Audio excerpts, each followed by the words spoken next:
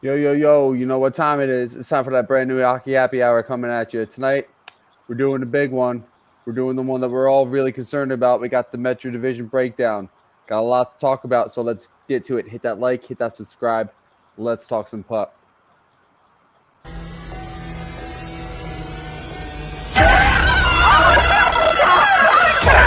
Let's go!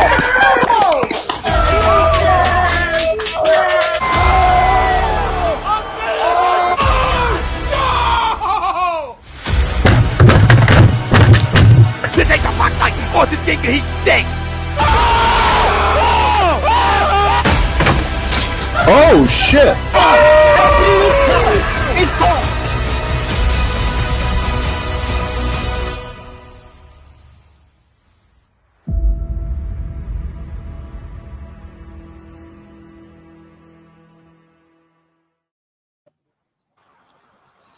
Welcome, ladies and gentlemen, to a brand new edition of the Hockey Happy Hour live on A2DRadio.com, brought to you by Manscaped. You can get 20% off plus free shipping with the code A2D at manscaped.com. That's 20% off plus free shipping with the code A2D at manscaped.com.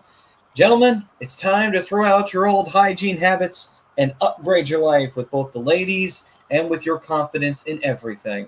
And this is the way to do it. Manscaped.com.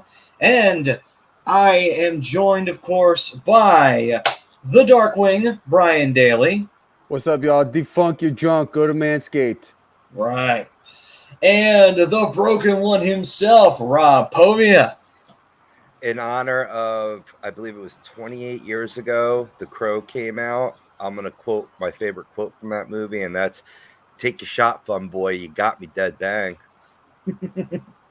And the one and only Mr. Brad Ryer. All right, and today, ladies and gentlemen, we will be breaking down the division that everyone has been waiting for us to talk about, and that is, of course, the Metropolitan Division of the NHL.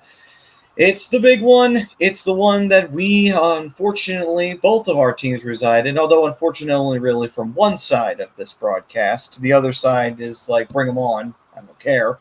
But all the same, it will be a difficult fight, as this division usually is. And our poll question is, of course, Flyers centered. And it is brought to you by none other than the leading sports book online, and that is BetUS. They've been in the market for over 25 years, and you can bet anywhere in the U.S. on everything.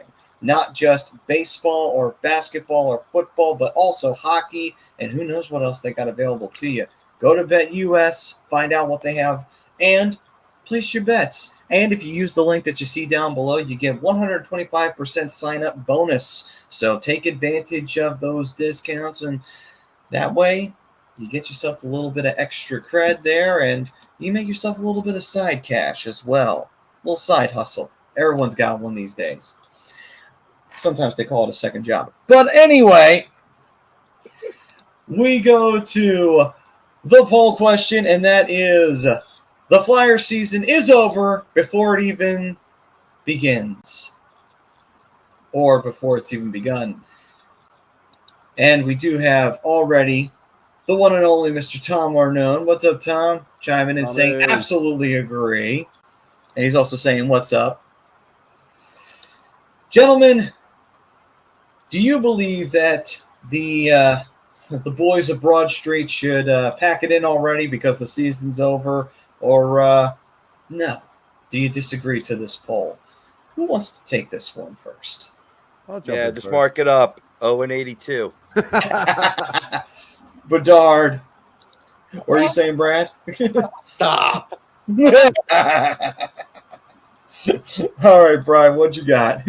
All right, so I'm on the fence with this poll. I do think there's There's still a lot of question marks about this team, but I don't think this team is really going to be as bad as people think. They're going to be a lot healthier this year. They're getting players back. They got a very disciplinarian head coach who's going to get them back playing the fundamental hockey. Defensively, I think they're going to be better. They're in a tough division with, let's be real, with a bunch of other playoff teams. So it's going to be tough. They're really going to have to win in division games if they want to really take any chances of giving themselves a shot at the playoffs. But I mean, fighting with the Hurricanes, the Rangers, which are going to be your top two teams in the division. You got to worry about the Devils now. Blue Jackets are going to be a team to mess around with. It's going to be a tough year for them, but I don't think this team is going to be as bad as people think. So as of right now, I'm going to lean towards disagree. All right, then. So while Bry keeping the faith saying disagree, Robbie, what are you feeling? I agree with Brian that this team will do better than some expectations because it's just going to be healthier. You're going to have a healthy Sean Couturier back. I mean, hopefully by November, maybe you'd see a long lost piece named Ryan Ellis. Hopefully young players like Joel Farabee and Bobby Brink will join him. But ultimately, I just absolutely have to agree with this poll because of a key reason that Brian said too. It's just everybody else in this division. You know what I mean? And let alone we talked about the Atlantic Division a few shows ago and how tough of a division that could be with some upstart rebuilt teams like the Ottawa Senators and Detroit Red Wings, further convoluting the wild card picture. You know, at this point, it's just all about rebuilding a team, rebuilding chemistry, and hopefully not doing, too well to cost you a top draft pick in an absolute star-laden draft upcoming. But there's just so much competition in this division. So I do agree. It's over before it began. Oh, okay. Anthony's saying, hey, what's going on, Anthony? And so now we kick it to the man who wears the red, white, and blue of the broadcast, Mr. Brad Ryer. Brad, what are you thinking about the Flyers? I think they're going to come in last place, but I don't think the season's over before it begun. Look, you have to go out there and play the games. Maybe Tortorella can get these guys playing real good hockey. If they get off to a decent start, who knows? They are going to be healthy. I mean, I've been saying that all along. Let's see what they look like when they're healthy, and then we can make that decision. They've got some pretty good veterans on their team. They've got a lot of young players that are untested, and hopefully they'll be good. Or the worst thing that can happen is actually, to me, is if they came in fifth place. That would be horrible. So either they're that, and actually not fifth, sixth. That would be horrible. But at this point, let's get the season started. Let's develop the young talent and see what you got. Yeah, they may surprise you. Who the heck knows? I mean, that's why they play the games. And absolutely, Brad, in that regard, it's not over. I will agree with you on that there's much work to be done in terms of rebuilding a team. You need to go through it to get through it. And there can be a lot of shining moments to come this season, hopefully from the youth of this team. Yeah, and hopefully some of the young pups that the Flyers have in the pipeline or that should be on the team come the start of the season, hopefully they'll have themselves a bit of a breakout year. We'll definitely talk a little bit more about that. Pete chiming in saying, yo, fam, what's up, Pete? Pete. And also goes on to say, agree to the poll, and I see you, Pove, with the guns out. And then Jake saying, what's up, boys? Unfortunately, I have to agree with the poll. I think this is going to be one of the most forgetful seasons in recent memory, but hopefully I am wrong. Wow, everybody's really building off of last year. I think they're going to be a much better team than last year. I really do. They're going to be healthy. That's the important part. You're going to get Farabee back. I think they said November. You're going to have Couturier back. Hopefully, you get Ryan Ellis at some point this season, despite whatever 4th and John or whatever bullshit fucking douchebag is writing about him not having a source about him not wanting to be here. Your defense is going to be better. They're going to clean up all the stupid mistakes that they had last year. And to what B-Ball Josh is saying here, you need guys like TK to step up. You need those guys to step up, regardless of the young guys. The young guys, my expectation that I'm going to keep low on. If they have a great year, they have a great year. Great. Give them the experience of playing. So let them get their feet wet, and let the vets carry this team and lead these young guys down the right direction. And I think having Tortorella here, as much as I didn't like the hire, is going to be more beneficial than hurtful. Yeah, I got you on that. And B-Ball Josh not only said TK is going to go crazy this year, he also did go on to say Ryan Ellis isn't a real person. Dude is Bigfoot at this point. Well said, B-Ball Josh. Well said. He's more missing in action than Rambo. Yeah. Or Chuck Norris. Anthony also saying Flyers will win the division. That's a bold statement, but who knows? Maybe Anthony's right. Watch that actually happen, and we're all going to sit here scratching our heads like, how the fuck that happened? But anyway. All I'm saying is don't sleep on this team. Don't expect the same results that you saw last year. They just gave up last year. They just dealt with too many things, and they just flat out gave up. Right. All also, right, too, guys. Rob. I'm sorry, really quick before we move on, Maddie. This time last year, weren't we having high expectations for this team and got the complete 180? Maybe it happens again, but in the inverse direction. Right, maybe. Reverse psychology. It does work. So let's see here. We talking about the division.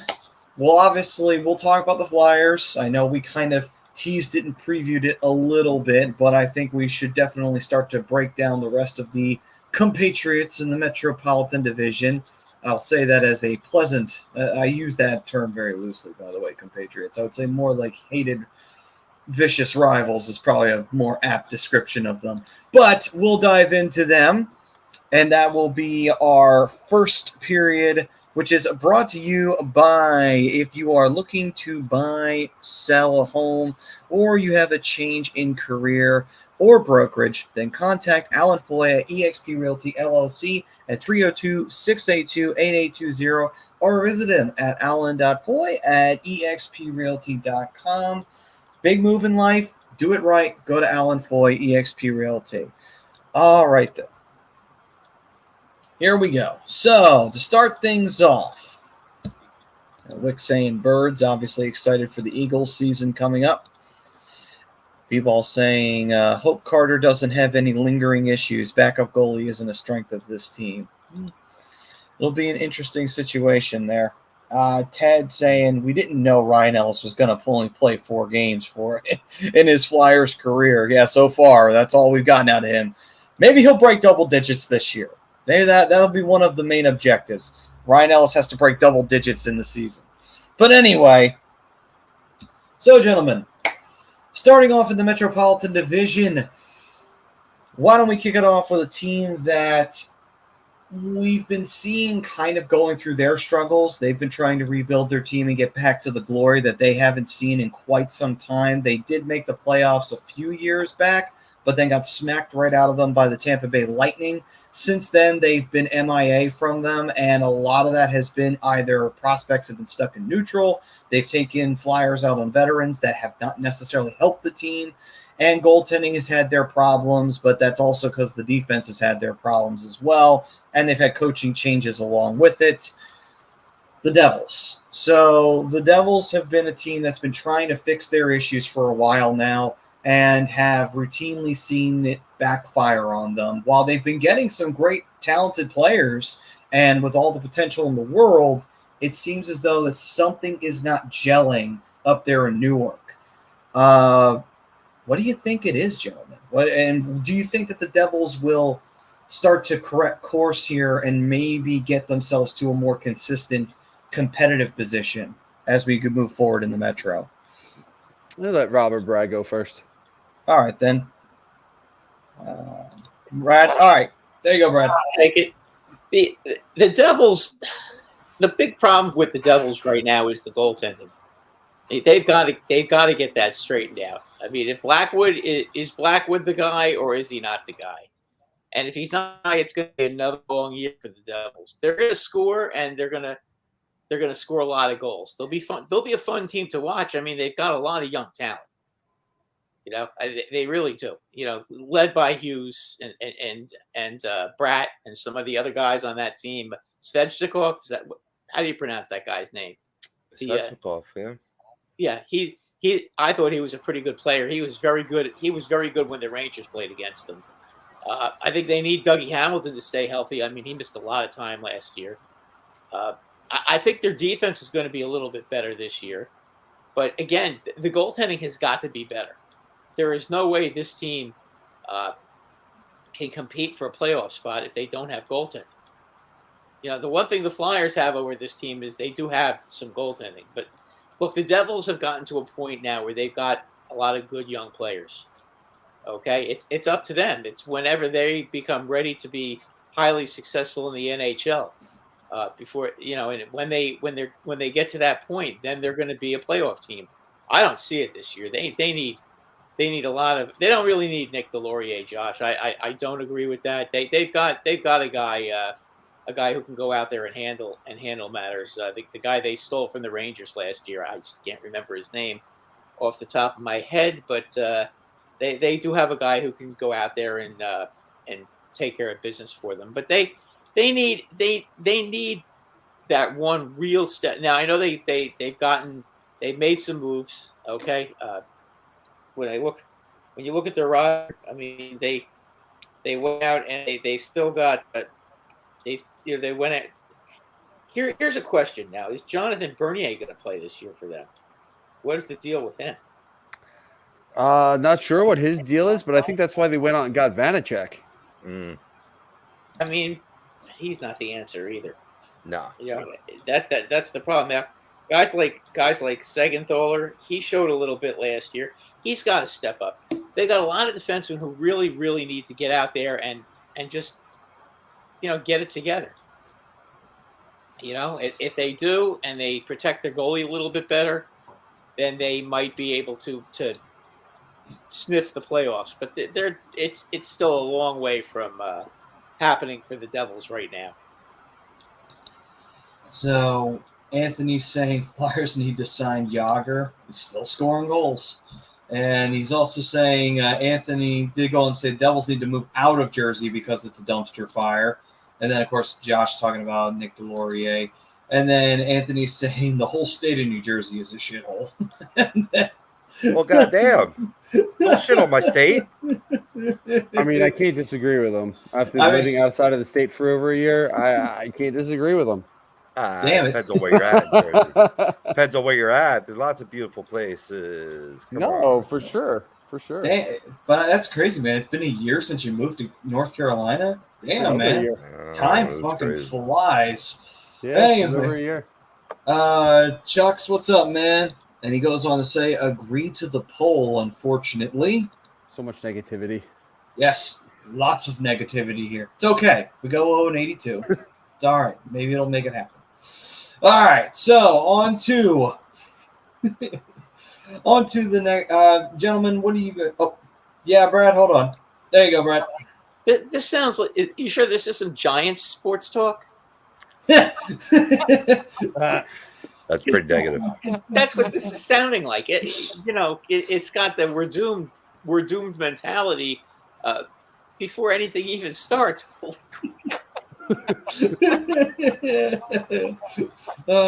Close together. No, but I mean, I'm going to build a little bit off of what Brad said because I don't necessarily disagree with him. You need to see the Devils need some development to happen here. They need to see Nate Bastian taking the next step up. Obviously, we know Jesper Bratt. Nico Hersher. We know who they are. We know who Jack Hughes is. We'll love to see Dawson Mercer make a name for himself in a Devils uniform. Sharon Govich has been really good for him. They went out and acquired some veteran leadership in the offseason, getting Thomas Tatar, although I don't think he signed as a free agent. I feel like they got him at the trade deadline. They also went out and got, let's not forget, they got Andre Palat as well in the offseason, along with Eric Halla in a trade with the Boston Bruins. So they've ramped up that offense. So they're gonna put some pucks in the net, and defensively, I think they, if they can get better, which is why I think they went out and got Joe Marino from the Pittsburgh Penguins. You signed Brendan Smith, to go with Devin Severson and Dougie Hamilton, and I'm sure Nemec is gonna battle for a roster spot in the offseason after being drafted this past year. I think I agree with Brad. I think the only big question they have is Mackenzie Blackwood. What are they getting? I think up front, I think this Devils team is going to be a pretty damn good team. I think they're going to make some noise for a wild card spot. I think they fall short ultimately, but this Devils team, looking at the roster, they're going to battle. They're going to win hockey games, and it's just a matter of what goalie are they getting. Yeah, I got you. Yeah, the goaltending is definitely key, as is in most situations, but definitely here in Jersey, it's a big one for them. Ted is saying that the guy the Devils drafted second overall, I remember hearing at the draft, he can play the first year. And yeah, they decided to bring him over, to Brian's point. Yep. Mm-hmm. So his development, that'll be a key factor. Yep. Yeah. B-Ball Josh saying, disagree with the poll. Owen Tippett will carry this team to the Stanley Cup Finals. Boy, that'd be great. That'd be definitely worth Claude Giroux if Tippett got us to the Stanley Cup Finals. Holy shit. We win that deal then. There's positivity, baby. Yeah, that's what I'm talking about. But the Devils' success ultimately is going to come from the development of some of the young guys. I mean, obviously the veteran leadership is there, and they're going to do what they do. But Dawson Mercer's got to take that step. He's probably the big one because he was a big pick for them, and he's got a lot of hype behind him, and I understand why. The kid could be a stud. Now the younger guys they need to take a step forward and they need to produce. And Ted saying, well, I mean, look at the Flyers roster. The division is going to take over our building this year. It's going to be rough, but if we get Bedard, it'll be worth it. Meanwhile, Anthony also saying the state of New Jersey needs to legalize prostitution to pay off the high taxes. And then whoa. All right. And then then B-Ball Josh saying Bedard is an absolute stud, and he is. There's a reason why we love to say 0-82. Boy, he'd be a game changer. But anyway, Robbie, what are you feeling on the Devs? These boys said a lot. A lot of the points I was going to bring up, I'll tack on about the goaltending issue. Last year, minus 54 in goals saved above expected. That's not good. It doesn't take a mathematician to determine that. So certainly that's a position that needs to see improvement. Can Blackwood take that next step because there's really nothing behind him? Serby says no.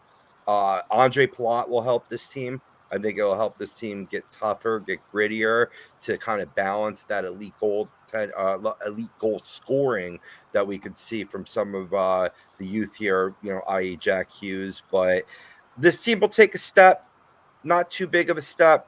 I see him finishing 6th outside of the playoffs. All right, then. Yeah, I could see the Devils either fitting into, I think, 7th or 6th. I feel like that's where they're probably going to end up. I'm hovering more towards 7th, only just because of the division. But sure. Is it possible they could be 6th? Yeah, it's possible. All right, then. Let's see here. Next team on the docket, we'll roll with a team that won. So we're going to go from one of the bad teams in the division. We'll go to one of the better teams in the division. Let's go to the Carolina Hurricanes. They won the whole damn thing last year in terms of the Metropolitan Division. They found themselves on the receiving end of getting eliminated at the it kind of stuck to them a little bit. Yeah, the Rangers did. They got the job done on that series. So after taking that tough loss to the Rangers, another year down the drain, so to speak, do you still believe in Rod Brendamore's Carolina Hurricane bunch of jerks to do it again? Maybe this time do better, get to the Eastern Conference Finals, maybe a Stanley Cup Final, maybe win another Metro. What are we thinking here, gentlemen? Oh, I think their issue wound up being goaltending in the playoffs last year. I don't think it's been a real big issue with anybody up front or offensively. I mean, they were scoring goals, so you just couldn't keep them out of the net. You didn't have Freddie Anderson the entire playoffs.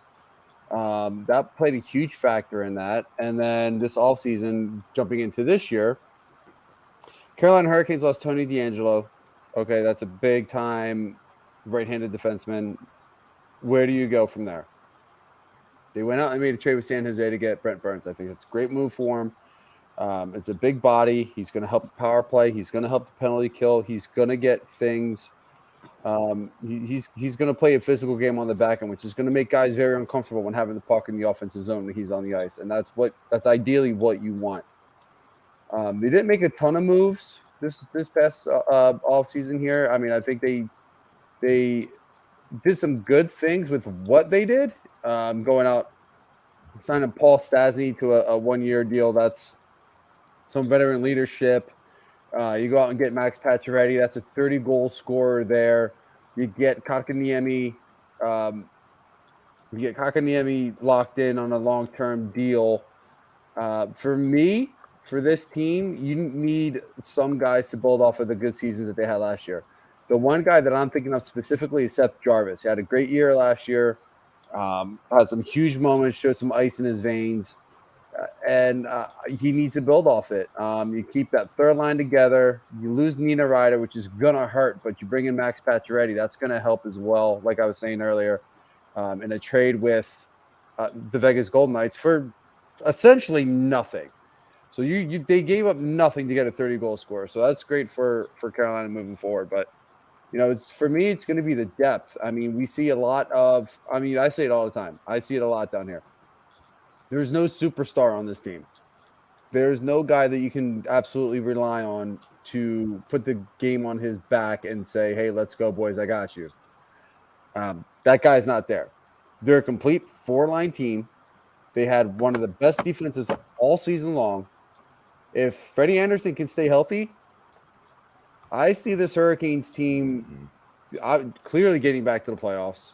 And I think this team can make a deep run with the right moves at the trade deadline. And right now, I think they are the team that wins this division again this year. All right. That's 2 years in a row for the Canes on your side with the Metro title. Robbie, what you got for the Canes?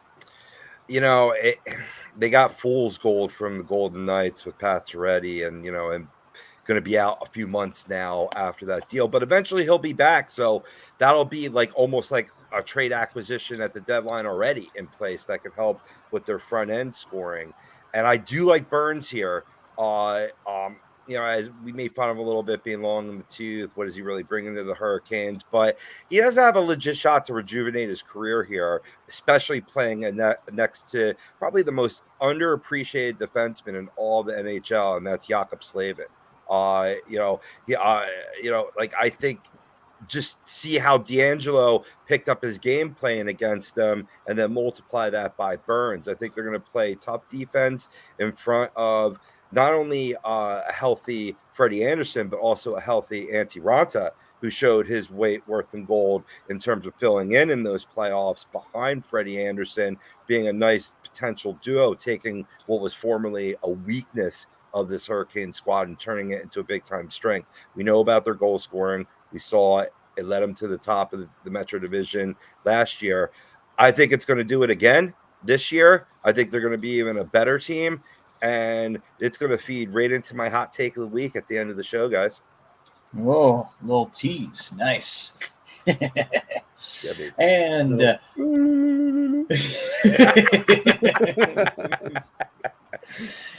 and let's see real quick here. Anthony's saying that the Hurricanes need scorers. And then B-Ball Josh saying Canes will be good, but worse than last season. John saying, with our luck, the Flyers finish with 85 points and draft 10 and screw us out of any shot at getting Bedard. And then he also says, hashtag agree, I hope, for the poll. All right. Brad, what's your take on the Canes? Okay, first of all, Max Pacioretty is not going to be ready till almost March. That's number one. Number two, he is a washed-up, over-the-hill sack of garbage that's always been a cheap shot artist and has never done shit in the playoffs. So as far as I'm concerned, you can have Max Pacioretty. Who cares? He stinks anyway. Okay? Frederick Anderson, what has he ever done in the playoffs? Has he ever won a round? He's won multiple with Anaheim. Okay, He just never won the cup. Since he got to Toronto, okay, it just hasn't stopped for him. He is a consistent choke artist, injury man that never gets the job done. He never has, and he never will. Perfect fit for Toronto, then. No, he was on Toronto, remember? And then they got Soupy, and then they let him go, which I still don't quite get that. But in any event, I'm not afraid of the Hurricanes. Not at all. Okay, they showed what kind of a team they were in Game 7 last year against the New York Rangers, who were in fact the Metro Division champions, because the regular season is silly, and the playoffs are what count. And they didn't. The Canes did not get the job done in the playoffs against the Rangers. Okay, to show you how meaningless the regular season is, Rangers swept Tampa Bay in the regular season. They won all 3 games. Okay, they didn't beat them in the playoffs. Matter of fact, they won the first 2 games of the playoffs. They actually had won 5 straight from the Canes, and not from the Canes. I'm sorry, from the Tampa Bay Lightning. And where did it get them? They lost to the Lightning. Bottom line is, the Canes are a second-place team. They're not as good as the Rangers. They don't have the goaltending the Rangers have. They do not have the offensive firepower from their back line that the Rangers have. Their forwards, they do not have the explosive scoring that the Rangers have. And I think the Rangers kids are better than the Canes kids. I think the Canes come in second. The only way they win this division is if the Rangers suffer a ton of injuries. Other than that, I just don't think they're as good as the Rangers right now. All right. I will say the one thing I will say that I didn't agree with is Pacioretty. You can sit there and tell me he's washed up all you want. I understand that he's not going to be playing until, what did they say, like 5 months? He was out for like 5 months, something like that? Yeah. He was a point-per-game player before he got hurt last year. He's on par every single year to be 20, 30, 35 goal scorer, 50 points a year. Yeah. He's 33 years old now. He's So no kid. That's old. it is old, but that doesn't mean that he's not going to keep putting up those numbers. It's not like he's 43. Huh? It's not like he's 43. He's 33. He can still put up 30 goals a year. We'll see about that. I don't I agree. mean, obviously he's not doing it this year, coming back in Here's the problem. He's February, going to be injured. He's coming back in 4 or 5 months. Okay, what's he going to be like after he gets back from that injury? Is he actually going to be a real effective player? I mean, they still have him for a couple of years on the contract, so whatever he doesn't do this year, they'll take it into next year. Vegas got rid of him because they felt that he was not as effective player as he's been in the past. Okay, the other reason, of course, was cap related, but they picked him to get rid of. Okay, and they had their choice of a lot of different guys they could have gotten rid of, and they picked him. So you got to ask yourself, well, why him? Because he requested a trade a couple of years ago. He wanted out. Well, his numbers have been consistent. They could have let Riley Smith go. They kept him. Riley Smith isn't a top tier player. Riley Smith's a good player. I like Riley Smith. He's a great middle six player, but since he's been to Vegas, But they could have traded him for nothing because they make just about the same amount of money. it was then clearly you just made your point right there, saying it was a pure cap move. Well, look, they both make this about the same amount of money. That's what I'm trying to say. They could have kept him, or they could have kept Smith, and they elected to trade him. Now, probably it had something to do with the injury, but I don't think he's that good anymore. I mean, like I said, he's still a point per game player. I mean, if you look at his time in Vegas, he's aside from against the no steady. defense division, yeah, of course he's a point a game player. You could be a point a game player in that division. Does anybody in that division play defense? I mean, that's the worst. But he's still got to play. He's still got to play some of the tougher teams in the league too, and he's still putting up the points. Well, everybody puts up the points in that division. I'm not talking about that division. I'm talking about all the other teams. He's still scoring goals. He's still putting up points. Pacioretty?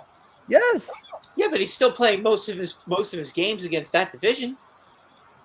He still plays 39 games. He had 20 goals last year. How many goals did he have? He had 19 goals last year in 39 games. Oh, and he was hurt again. But he was hurt last year, right? Right. Before he got hurt, he had 19 goals. He had 19 goals in 38 in 30 in 40 games. Do you really think he would have scored 40 last year? Because I don't. Yeah, I do. I'm not buying that. I'm not buying that he's going to be. You don't have to. You don't have to buy it. I know he would have. Okay. In 48 games 2 years ago, he had 25 goals. He's a cheap shot scumbag. He won't do anything. What player in the league isn't a cheap shot scumbag? They all take cheap shots. So don't give me that. Oh, Pacioretty is one of the dirtiest players in the league. Oh, stop it! No, we all know that the worst one is Gino. We all know that Evgeny Malkin is the worst one in the game. Okay, all right, maybe I'll give you that. I'll give you that. But Pacioretty, I've seen a lot of Pacioretty. Okay, he's I don't like that guy. I don't like the way he plays. I think he's very sneaky, dirty, and he never drops the gloves. And he tries to pull a bunch of he thinks he's Ken Linsman, the old rat, and he's not. Okay. Hey, listen, I love nice reference. Rat 1. If you remember, Rat 1 was Kenny Linsman, and now Rat 1A is Brad Marchand. But I'm not buying this stuff with Pacioretty. I'm not afraid of the Hurricanes. They will not win. They will not win a big game ever. Okay, that's what's been going on. They win in the first round because they have good regular seasons. They shocked the Capitals a couple years ago. I know that, and they've been on the rise. But you know what? They still haven't been able to get the job done. And basically, they faced a team, the New York Rangers, who most of those guys had zero playoff experience, and they lost. And that's why it's agree to disagree. And they lost at home, and they lost decisively. And the Rangers have definitely improved, so I don't see how that's going to happen. It's interesting. We got three different takes right now on the same team. Yeah. I mean, and Anthony, you can sit there and say he was on a good Vegas team too. He was putting up those numbers on bad Montreal teams. So that has nothing to do with it. Yeah, in his prime when he was like 28, 29 years old, 27, 33, 34 years old, coming off a serious injury. I don't know about that. I mean, this is a good Carolina team with a great head coach. Oh, they're a very good team, and they're a very good defensive team. What I'm saying is that over the course of the season, they're not gonna start off 13-1 like they did last year. Okay. I don't think they will either. They lost a couple key pieces there that I think is gonna hurt them a little bit, but ultimately in the long run, if they play the way they did, even just shyly did last year, they will make a run for the. I think they. Oh, they will. Listen, they'll get their 100 points, or 110 points. Just the Rangers are going to get 112. That's all. Just squeak it out. Huh?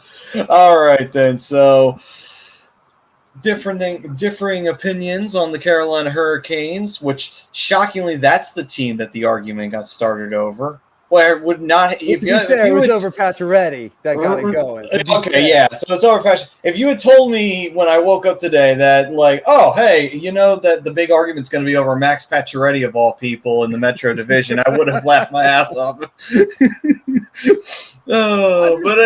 He's a very good under the radar player that I think he's going to make a huge impact when he comes back on this roster.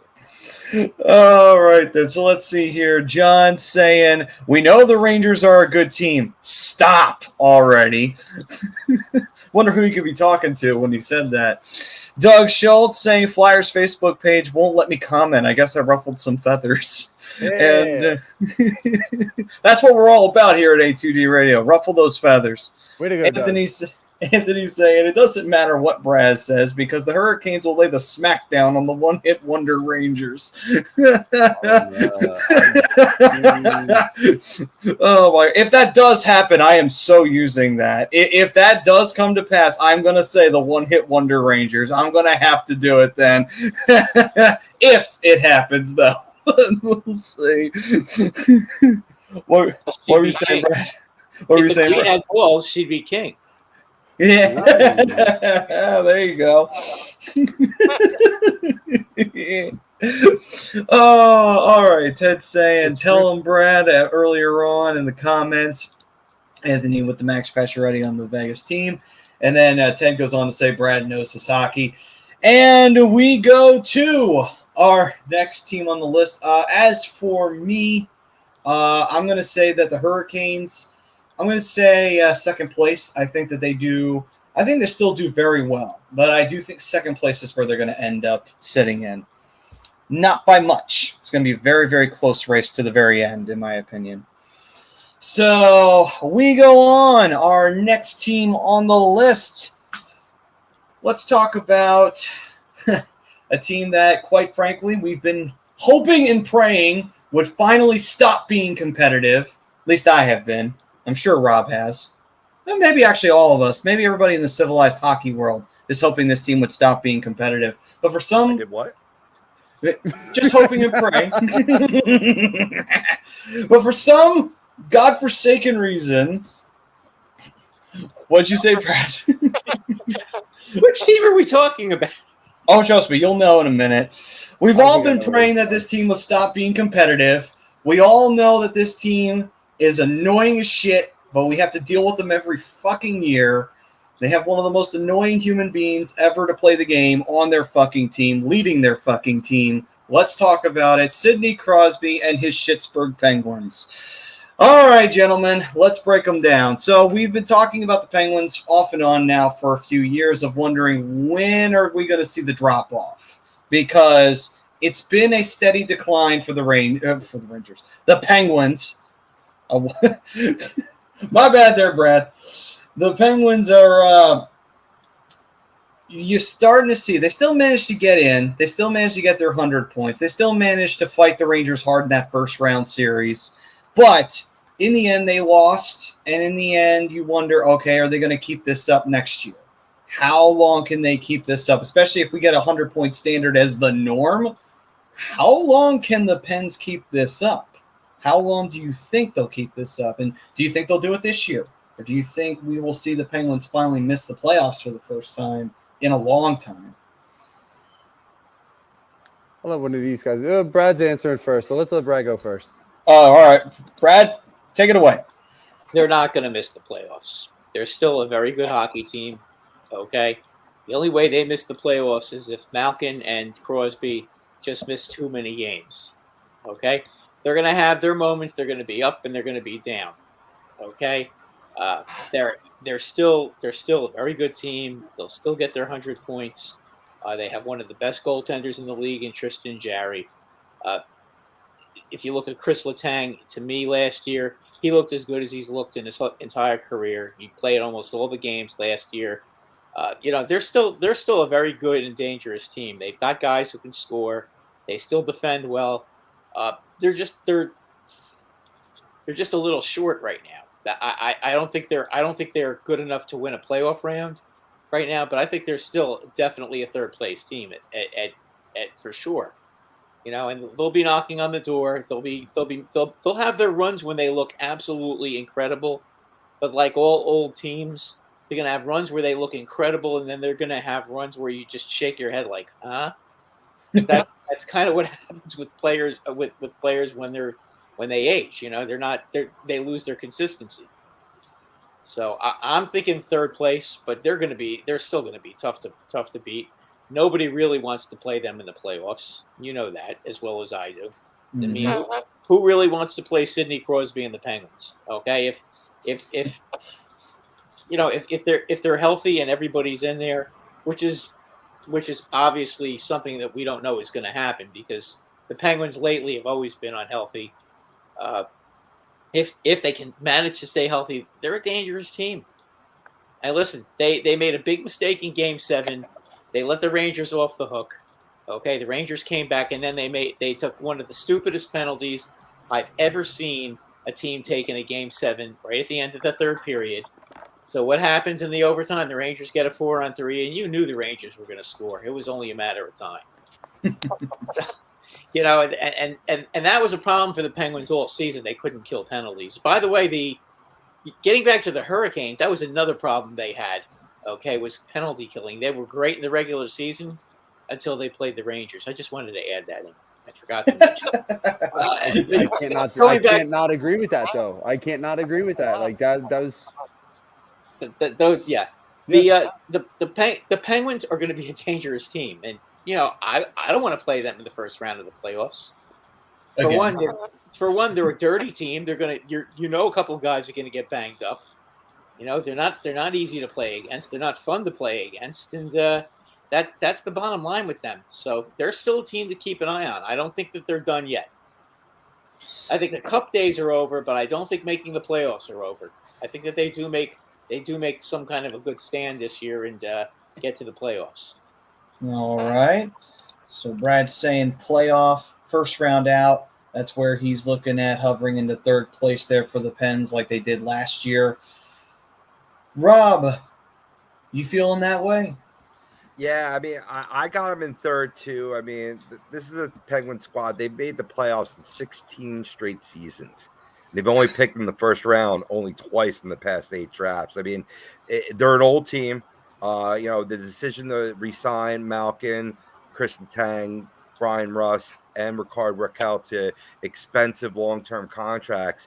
It's just it's continuing the avoidance of father time. You know what I mean? And what it is that you're just trying to maximize on the remaining years of Crosby's contract, trying to quote unquote keep the band or keep the band together, kind of like what the Bruins are doing. But it just doesn't leave enough room cap wise to add anything that this team may need along that journey in terms of making a successful run in the playoffs. So I do agree with Brad. I think I see him in third and not making too much noise in the playoffs. All right then. And Bri, how are you feeling on the Pens? I mean, I'm with these guys here. I think they're going to finish in third as well. I think Tristan Jarry's going to continue to prove a lot and build off of what he did last year. That was really good. I do like some of the moves they made this offseason, solidifying the defense a little bit, bringing in Jeff Petrie, getting Ty Smith from the Devils, getting Ruda from the Tampa Bay Lightning. I think that shores up a couple huge question marks you had on the defensive side. I mean, obviously Dumoulin and Pedersen have been solid for them. Rue Weedle has been a solid defenseman for them. One of the things that I think is going to be key to their success is getting Alex Nylander going after they got him in a trade with the Chicago Blackhawks. I think that's really all they could do was, do trades this offseason because, cap issues. You had to get 3 of your biggest players on this roster re-signed, and they did that. And now, I mean, they have an interesting roster going into the season. But I do ultimately think I'm in agreement with Brad and Robbie here, saying that they're going to get their 100 points and they're going to finish in third. I mean, I'm not going to sit here and say anything about the playoffs because that's a whole nother animal. So we could expect them to be out and they could make a run, but I do see them finishing third in this division. All right then, and the fam saying Ted saying that the Hurricanes got better that they got rid of Tony DeAngelo, and then Frank saying, "I agree to the poll. I have no hope for this Flyers team this season. You know it's getting bad when you have Facebook comments turned off on a season passes," and then Ted also says, "I hate Pittsburgh's guts, but you got Washington finishing second. I don't have Washington finishing second. I don't think any of us do, honestly." Nope. But I would say though that I would like to play devil's advocate, or I'd love to say that Pittsburgh's not going to make it, but I just they are. It's just a terrible feeling that you just damn it, you know they're going to make it back into the playoffs. And I will say that they'll probably get third place. However, though, if they stumble a little bit, maybe if the right team's breathing down their neck, they might get dished to a wild card spot, which would be weird, but it would be interesting to see if Pittsburgh got dished to a wild card. But the division gets so close, sometimes that can happen. And we've got ourselves $4.99 here for a premium comment there from American Loyalist saying, "Will the Flyers fire Chuck and get a great draft pick next year?" Well, we're hoping for a great draft pick. We're hoping we want 0-82. That's what we want. 0-82 it to get Bedard. Firing Chuck, though, I've been saying this a lot with people out off and on the mic. I feel like that maybe they're giving Chuck one more go this year, and if it falls apart and the Flyers are as bad as I think they're going to be, then they'll give him the axe, and then maybe they bring Danny in to start the rebuild and actually start a rebuild from there. That's what logic tells me, that maybe that's why they're keeping Chuck around, because it seems like you would have fired Chuck for some of the stupid decisions he's made, but that's the only thing that makes sense to me at this point. I don't know how you guys feel about that, but that's my personal opinion on it. I think if he was going to get fired, he would have been fired already, because what scenario that happens this year that causes the decision to stick with them and then fire him? Them being poor in the standings, that's what's expected. You know what I mean? Maybe if the team quits like they did last year and shows zero compete, that could be one area. And I don't foresee that this year, with a lot of hungry guys trying to make roster spots and trying to make their mark on the NHL. I just think that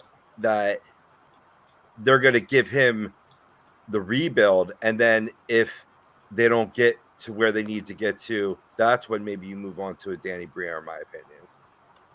I mean, I think it's funny that everybody thinks Danny's going to be the next GM, regardless of what happens. But I think if they start off really poor, and I'm talking like really poor, like below expectation, I can see Chuck being fired.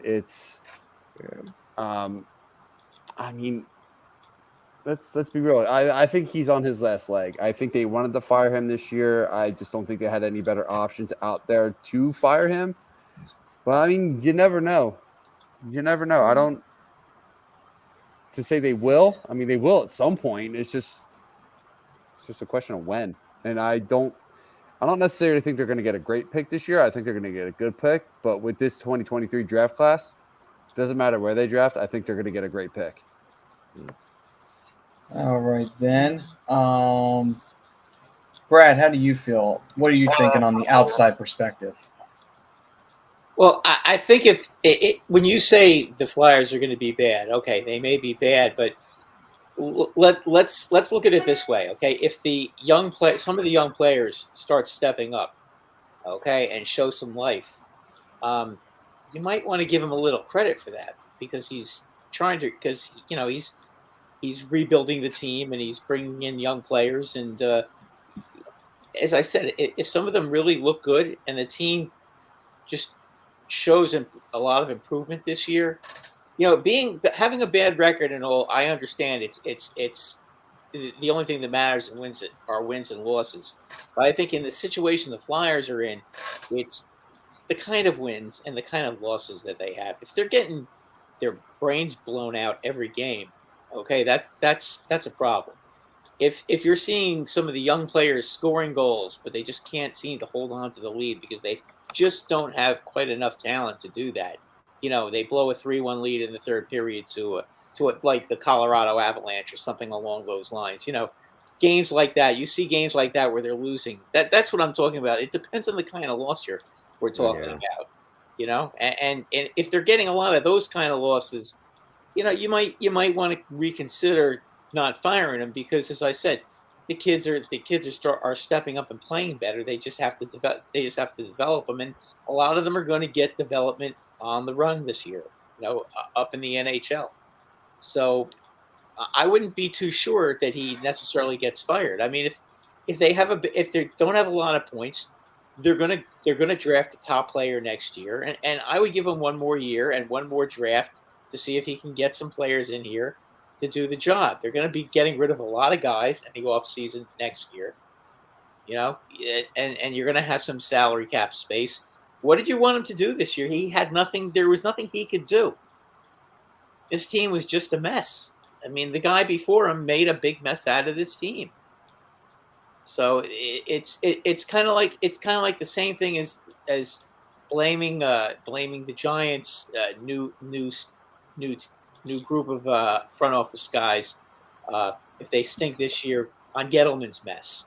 It's the same thing. You can't necessarily completely blame him. It isn't all him. All these players that were drafted by Hextall, okay, some of them are good, but a lot of them aren't.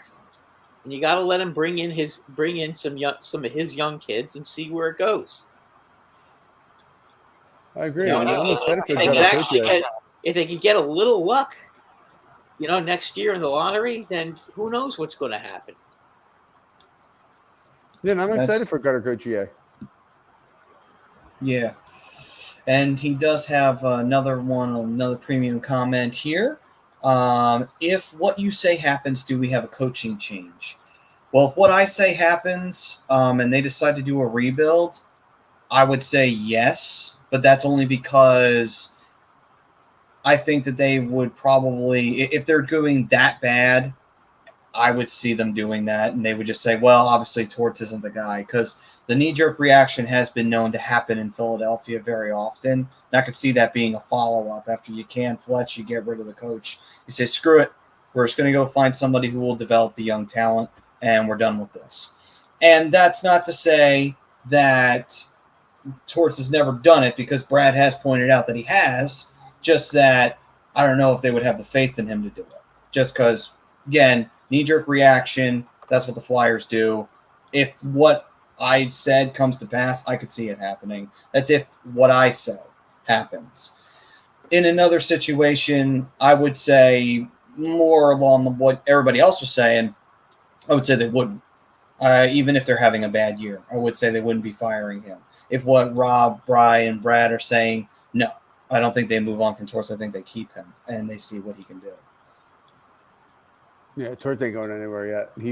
They're going to give him at least 2 years and 3 years and go from there. Unless he really shits the bed. He's getting at least 3 years.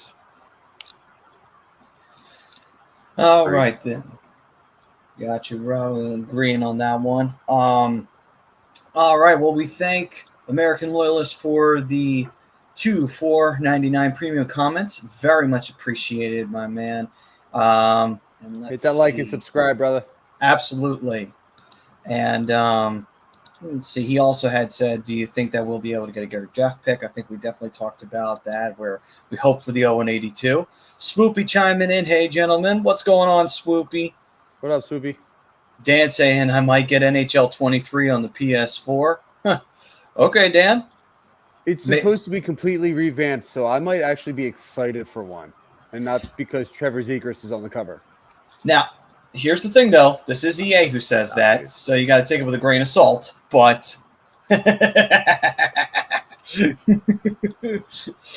and Ted saying, no way Chuck is fired by Thanksgiving. Danny isn't ready to be GM. And I agree. I don't know if Danny's ready to be GM because he's inexperienced in that regard. That's all conjecture. I mean, there's nothing saying he even wants it. You know what I mean? Maybe he just wants to work in the front office a little bit and contribute for, you know, the organization that was good to him. You know what I mean? Like, I just threw that in there as a joke. Like, they could go outside, they could go anywhere for, you know, if they want to replace a person. You know, That's a good point. Mm-hmm. Um, Like that's kind of what I'm saying. Like the same thing as Pove is saying is, who says he even wants to be a GM? He may not want to. right? We don't know. Everybody's just assuming because of the role that he has with the organization, everybody thinks he's the next one up. That's not necessarily what's going to happen. We don't know what's going to happen. We don't know what Danny's doing in the front office. That's a good point. Swoopy saying, Anthony, the Hurricanes have everything but a sniper or a go-to guy who can lead them down the stretch and during very close games. They are incredible everywhere else. And That's then the call. Third line. it's interesting. Yeah, Swoopy, I guess he's saying no on that, even with Svechnikov. I mean, I like Svech, but I don't think Svech is that guy. I think Svech is a good, very good complementary player. Oh yeah, okay. I mean, I could be wrong. He's still 24 years old, so he could still turn into a superstar. Anytime I don't watch much Carolina Hurricanes hockey, but a lot of times when I see highlights, I see him hitting the top roof of nets. You know what I mean? Like, so maybe I'm assuming something based on a tiny window. No, he's great. He's a first line player. It's just a question of if he's a superstar. That's my only thing. I think he's a great player. He's really good. No, you're absolutely right. They're a very good team. That team is good from top to bottom. I'm just not sure about their goalie. I don't like Fred Anderson. I've never liked Fred Anderson.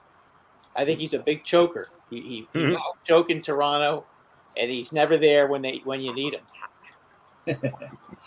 And Matthew Walsh saying, can we hire a GM that's not a former Flyers player or head coach for once? Well, we did in Chuck Fletcher. So, I mean, there is that. So we kind of already did that. I mean, and then head coaches, AV was never a Flyer. True. Hackstall was never a Flyer. Right. Quattarella was never a Flyer. Yeah. Oh, hell, Laviolette was never a Flyer. Yeah, I was going to say, Lavi was never a Flyer, you know, so they had Wayne Cashman as freaking coach way back in the day, and he was never a Flyer. Brad threw a name out there, too. Yeah. What were you saying, Brad? Elaine Vigneault was never a Flyer either. He was a Canadian. Mm-hmm. Right. So, actually, I didn't even realize that, to be honest with you. All right, so let's see here. We have an American Loyalist did bring up Johnny G. I mean, Johnny Hockey, that whole situation, I don't know if the Flyers would have been able to clear the cap space for him, to be completely honest with you. That's where the big argument was coming into. It was like, would the Flyers have been able to do that or not? And was they even in on those deals? You know, because Johnny would have signed here, but would we have had the cap space for him? That was the big debate. I mean, it was said that he was not in on Johnny. He had never made contact with him. True.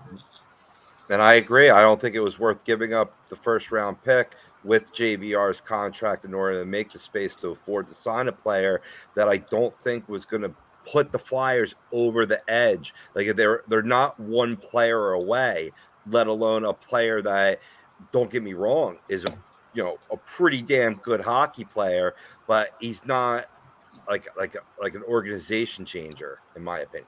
Fact. Yeah. So let's see here. Swoopy saying, I don't understand why Fletcher isn't bringing in the kind of player he had in Minnesota, like Brian Rolston type. Also, the kind of players he had in Pittsburgh as an assistant GM. Of course, they can't get a Crosby or a Malkin, but I'm talking about the secondary players they have. Gotcha, the role players. Money, Swoopy. Money, man. No cap space. Yeah, and that was the thing. Fletcher didn't exactly inherit a team that had a ton of cap space, but to be fair, he also tied up that cap space by immediately signing Kevin Hayes to a very long contract. We had some after getting rid of McDonald's contract, but I can't let him off the hook completely because he immediately went right back to hamstringing the team a little bit with a long contract. Moving on, Matthew's saying the only way a successful rebuild can occur with the Flyers is if they have new ownership. We've been saying that a lot. Yeah. And Ted also says Chuck Fletcher away all our future second rounders. We don't have a second rounder until 2025. Fletcher took a cap into great shape to tank it with bad contracts. Brad, you don't know how bad it is.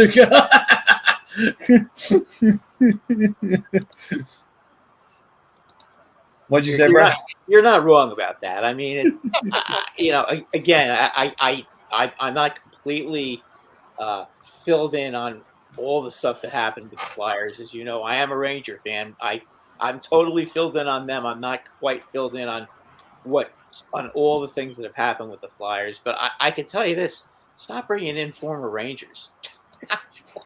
Why do you keep doing that? I mean, we get rid of them, and then you're grabbing them. You know what it is? Maybe the Rangers are secretly calling up the Flyers saying, like, this guy's great. Trust me. He'll be perfect for your organization. I mean, just to sabotage us. It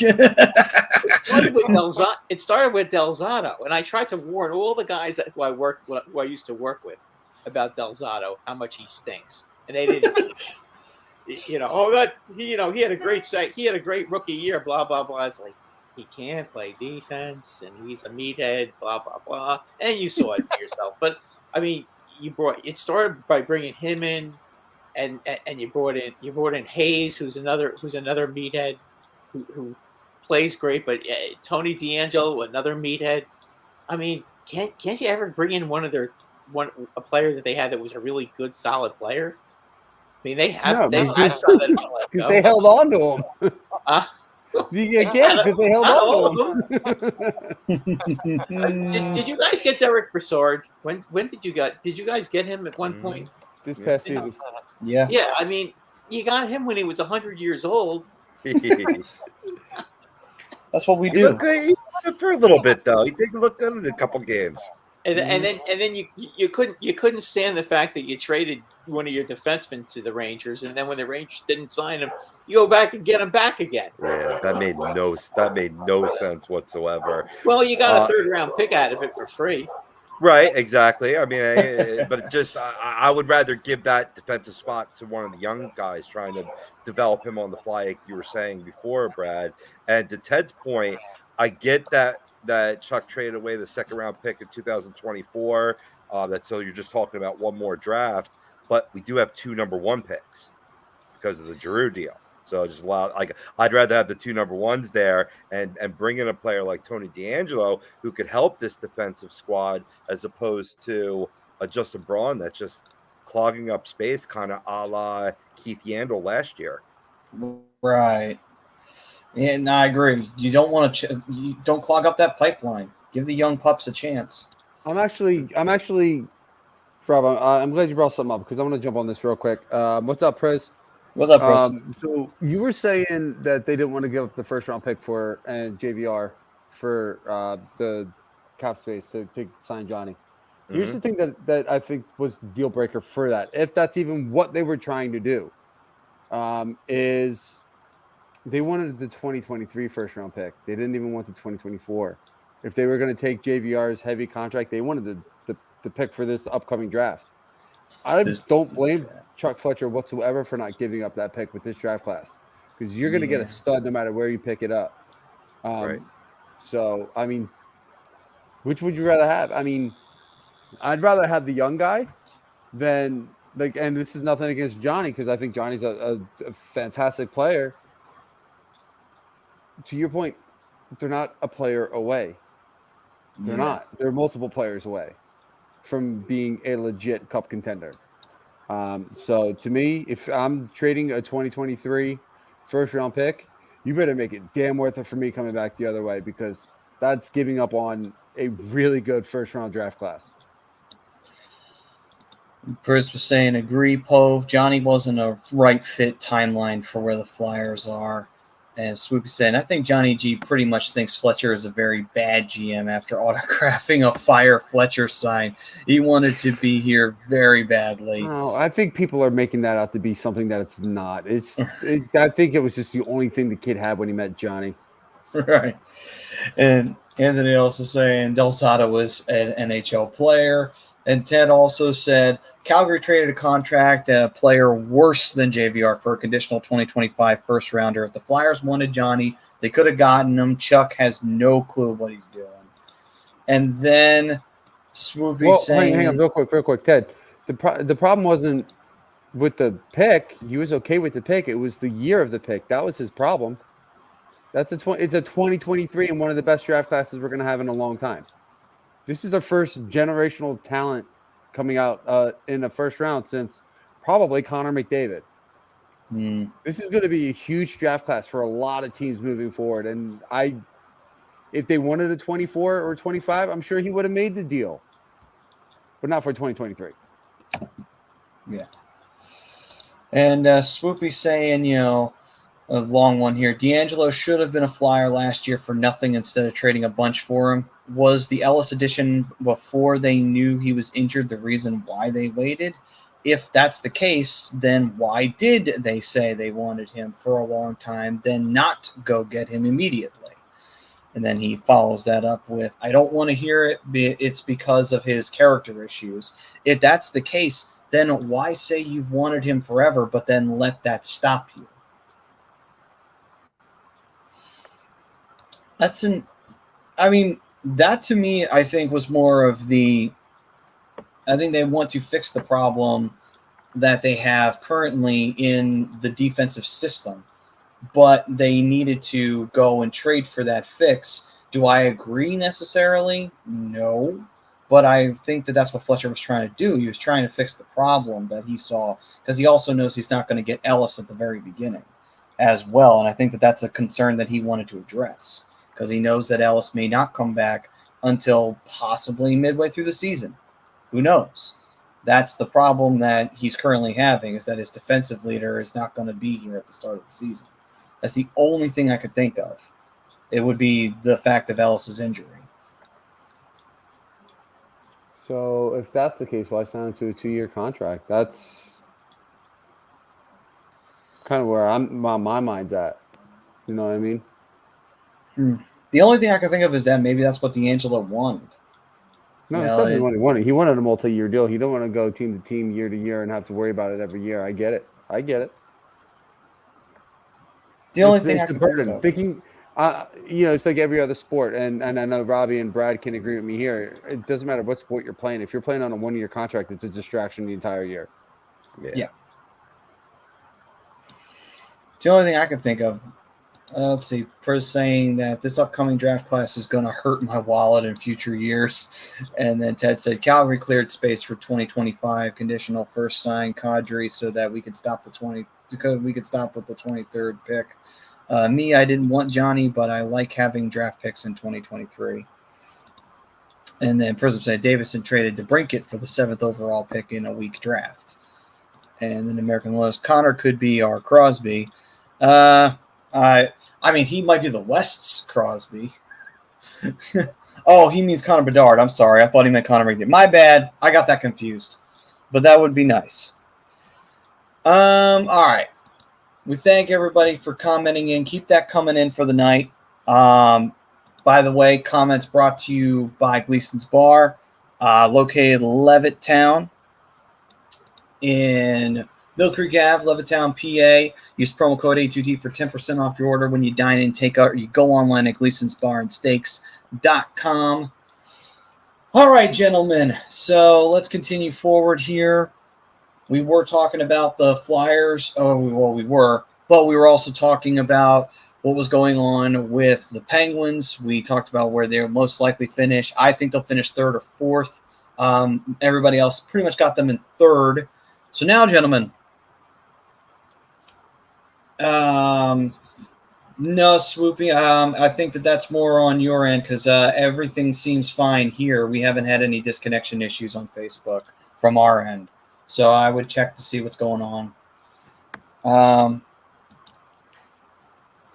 But let's see here, gentlemen.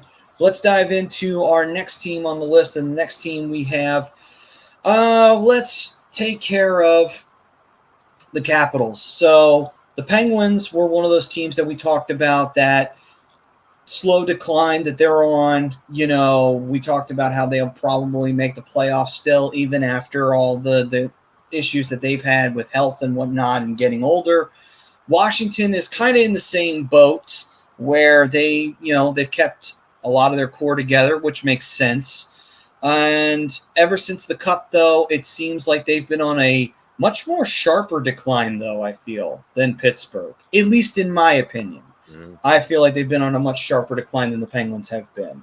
So do you see them possibly missing the playoffs with Ovi, or do you think that they are still in the hunt and will most likely get a wild card spot, or maybe they jump over Pittsburgh or whomever and take a third place spot in a run for the season? What are you guys feeling? I'm going to jump in real quick here, Maddie. I do think the Caps are going to miss the playoffs, and here's why. They got terrible goaltending, from the tandem of Vanek and Samsonov last season, and their solution was to bring in a Stanley Cup champion, but Darcy Kemper, who I do not think was the answer for this team. He was a byproduct of a system there in Colorado. Ovechkin is still going to get his goals, but he's getting older just like Crosby. But the key thing is that, Washington, their hopes really are contingent upon the injuries to Nicholas Backstrom and Tom Wilson. They really hope that they don't come bite them back in the ass there. Dylan Strohm is nice. Connor Brown is nice. Not Backstrom. I really think this team takes a step back, and to your point, Maddie, they're just not as threatening as they were 4 years ago. I have them finishing in fifth and missing the playoffs to one of the Atlantic Division teams nabbing one of those two wild cards. All right, then. Bri, how do you feel on the Caps?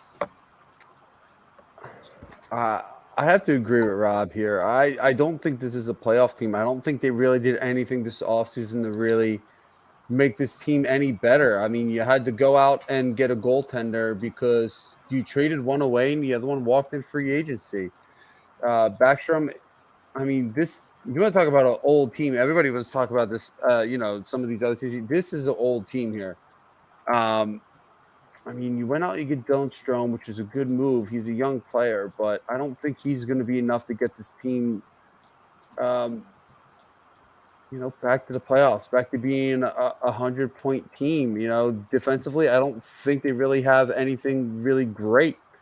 They didn't lose anything either, which for their sake is good. But I don't know. Offensively, I think this team is going to hurt a little bit. I mean, if Hendrix Lapierre can come in and make an impact, I think that could help them. But I don't see it. I'm not hating on the Caps, but I just think they're gonna make a they're just old. They're just old. I'm just gonna sit there and say it. They're just old. They're just old. You're too old. You're so old. So old. You're just too old. I'm with Robbie. I got him finishing in fifth. All right, barely. Then. Barely. By a couple points, but fifth.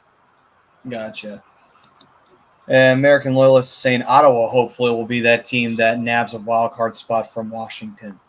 Brad, how are you feeling on the Caps? I totally agree with you guys about the Capitals. The Capitals are in big trouble this year. I don't like Kemper. I think that he was you guys hit it right on the nose with him. He was a player. He was a goalie that was a perfect complement to the Colorado Avalanche, who were fast and good defensively. And also, when he was stinking it up, Colorado would score 7-8 goals to bail him out. So I'm not sold on him. The injuries to Wilson and Backstrom are devastating to that team. I mean, they don't know if these guys are even going to be able to play at all this year. There's no timetable on when they're going to be back right now. I mean, that's devastating. And then if you look at some of the other guys, TJ Oshie, there's he's been getting injured every year now. I mean, they're in trouble. They're in big trouble. They're old. I have a friend who's a fan of theirs, and all he was complaining how slow they were. And then you take a look at some of the guys that they got. Now, John Carlson, still an outstanding defenseman. I mean, I like him. He's always been one of my favorite players on that team. But they got a lot of problems. That team. I mean, what's because Kuznetsov, is he still on the team? Mm-hmm. Yeah. Yeah. What's going to happen with him? Is he going to end up being Ovechkin's center? I mean, what are we doing here? Dylan Strohm is okay, but I mean, he's not really. He's more like a third line center. He's more like a top 9 type of player. He's not a top 3 or top 6. If you have him in your top 6, you've got offensive problems. I mean, I'm not trying to hate on them, but other than Tom Wilson, who I'll always hate on, but the rest of the guys, like Connor Brown's even worse. Yeah, I think actually Wilson's not playing because he's afraid that Ryan Reeves still remembers who he is. And he won't be able to take advantage of the Flyers either because now Delorier's on the team.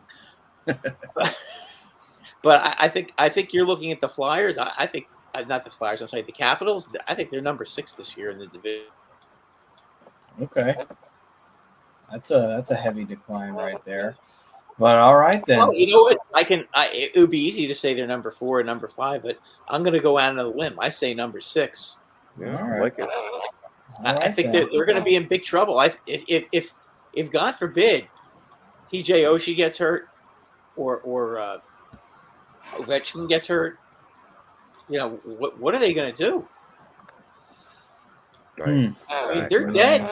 They're dead, and they're both old. And old players. Listen, I was saying the same thing about Pacioretty. Old players get hurt all the time. They never last a whole season. We all know that. If these guys miss any kind of time at all, they're screwed. And John Carlson, John Carlson is not a young player anymore. He's been around a long time. He's still really good, but again, if God forbid something happens to him, what are they going to do? I think that team looked slow and listless last year, and I think you're going to see it again this year to a point where there are other teams that are going to be better, and we'll get to them in a couple of minutes. Right, guys? Yes, we will. All right, then. Prism saying, I like the Caps more so. I got them 3rd or 4th. I like Darcy more than y'all, I guess. And Caps have 3 very good young players no one mentioned. And that kind of ties into American Loyalist talking about was Hershey's prospect-wise because weren't they one of the best AHL teams last year? Anthony saying the Caps and Pens are at that age that now both teams can get their AARP card. I'm curious to who the players are that they're talking about because I'm looking at the AHL roster and nobody's really jumping out at me name-wise. I mean, Alex Alexiev is not a bad player, but they got their AHL roster is Mike Scarabosa, Mike Vecchione, Matt Molson, who I didn't even realize was still playing professional hockey, Cody Franzen, like. I don't know. Maybe they're all. Maybe it's all. I don't know. Maybe I'll see somebody don't.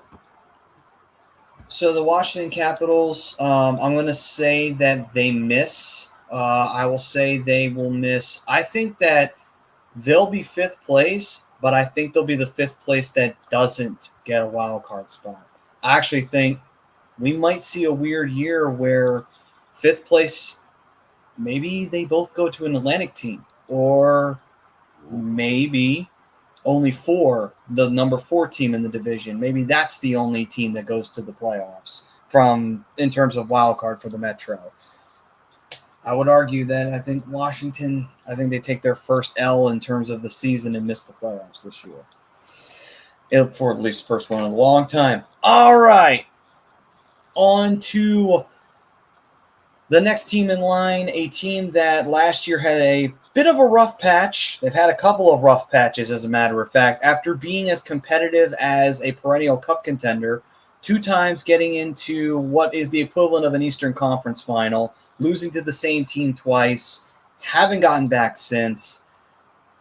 This team's been a bit of a strange case here in terms of cap and in terms of issues, possibly in terms of their star player, the Islanders. So the Islanders right now, they're in that position where they were trying to get Kadri. They couldn't get him, and he winds up signing with Calgary. Now they're in a position where they've had their issues with Barzal and what have you, and they don't have Trotz as their coach anymore. What do you expect from the Islanders this year? I actually expect them to be a somewhat solid team. Now, I know they have their issues in the front office and in their contracts, but outside of Barzal, I mean, this is a solid team. They're not a terrible team. They need to get some of their young guys to develop a little bit more. They got to get some of these other guys jumping in and being, a little bit more productive. Josh Bailey's been a solid player, but he needs to be more productive. Casey Cizikas is another good player who needs to be more productive. Anthony Beauvillier, if they want to get back to that level they were at a couple years ago, they need to stay healthy. They need to stay. That's the big thing. They need to stay healthy. And they got to produce. They got to be that pain in the ass team that they were a couple years ago. I like JJ Pajau, but what has he really done since being traded out of Ottawa? Kyle Palmieri has been a solid player. Richard Panik, we'll see what he is. Oliver Wahlstrom needs to really step up and take his game to the next level. Offensively, they're a big question mark still. You get Romanov in a trade, and I love it. You get him signed up. Maybe he could be that guy who really turns this defensive core around. Polak is another really good defenseman. So, they got players in place. Goaltending is Varlamov and Sorokin again this year. So let's see what happens. But I could see this Islanders team making a push for the 4th spot in the division. Then this is the big thing. Should they stay healthy? Gotcha. Prism was saying for those Capitals prospects, Alexei Protas, Ivan Moreshnichenko, and Connor McMichael. I think Connor McMichael was the only name on that roster for Hershey last year. Gotcha. So the other 2 are either still in junior or what have you. Probably. Anthony saying, Islanders are my sleeper team. So, Rob, how do you feel about the Isles?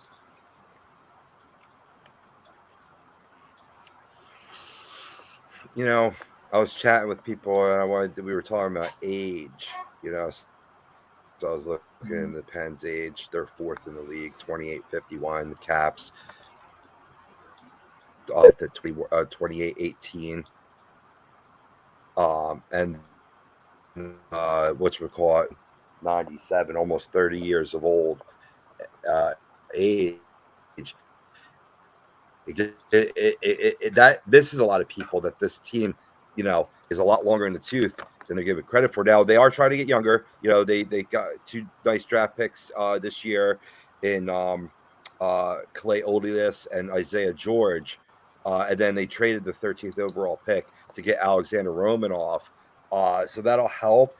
I think a big piece of the puzzle is securing the future for Noah Dobson.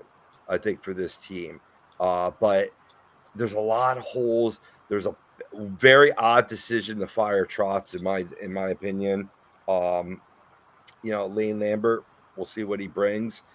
Not just based on their off season alone has really soured me on the Islanders.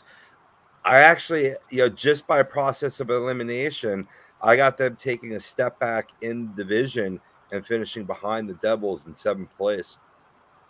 All right, then.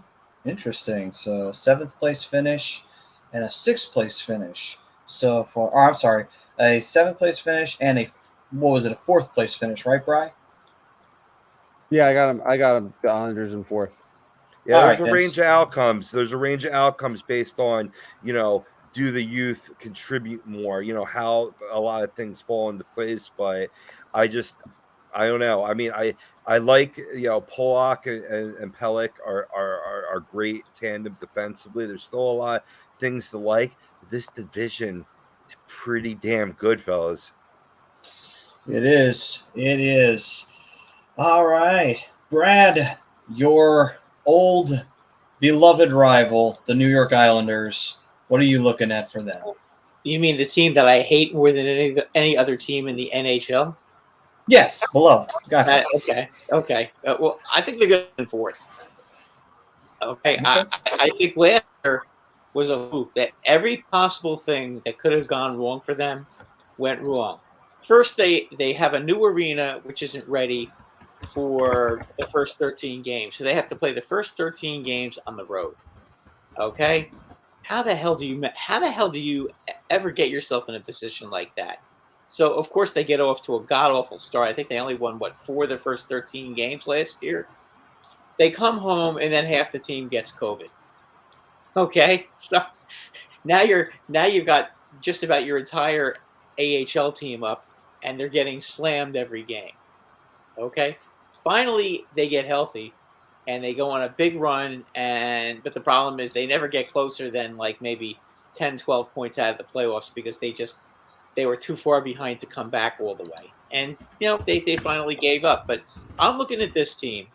Okay, they one of the top goaltenders in the NHL, not the top, one of the top goaltenders in the NHL, Sorokin.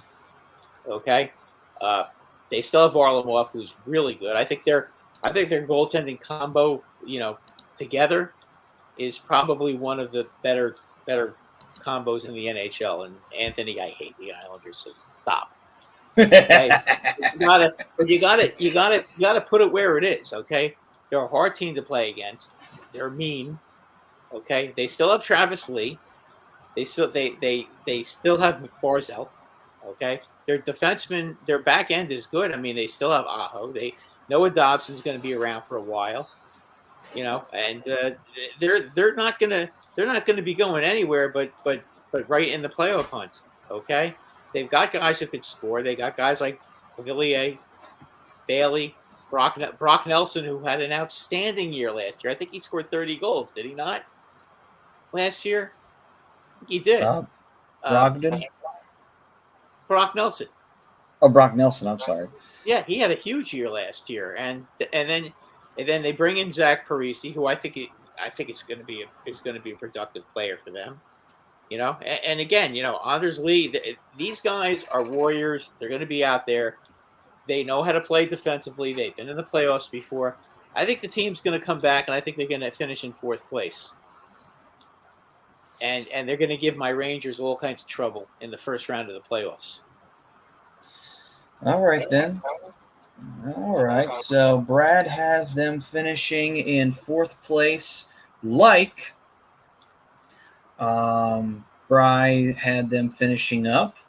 And Rob had them sitting in seventh in the division. As for me, I'm going to say the Islanders. I'm going to say they're going to go and be sixth. I think they'll be behind Washington. I think that they'll be in the hunt for a wild card spot, but I think that they will miss. I think that they just won't be able to keep up the standard and the points. Because if we're looking at this, if it's 100 points, I don't know. I'm not 100% sure the Islanders will get 100 points. Anthony's saying Islanders will be third. Interesting. He's got the Islanders really having a bounce back year there. That's a big one. All right.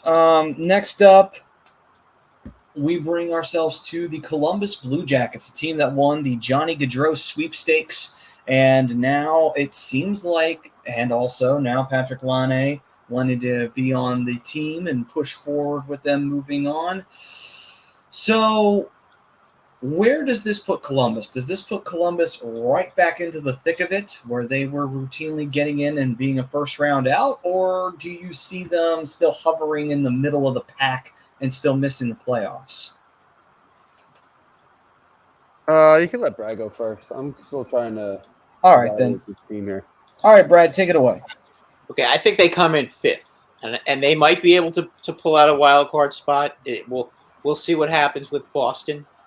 Okay, if Boston gets 100 points, Columbus made two real nice moves this offseason as far as bringing in players. Obviously, the Gaudreau move was a really good move, but Erica Branson defensively is a solid defenseman, and now they got somebody who can go out there with Zach Werenski, and they have a legitimate top two defense pairing. Elvis Miraculous, is however you pronounce his damn name.